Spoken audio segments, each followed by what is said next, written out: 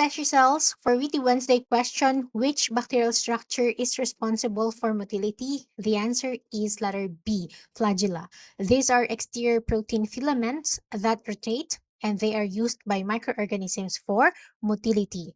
Choice letter A, capsule, is used for protection against phagocytosis and physical and chemical effects of the environment. Choice letter C, plasmid. They are extrachromosomal circular pieces of DNA that often carry virulence genes and antimicrobial resistance genes.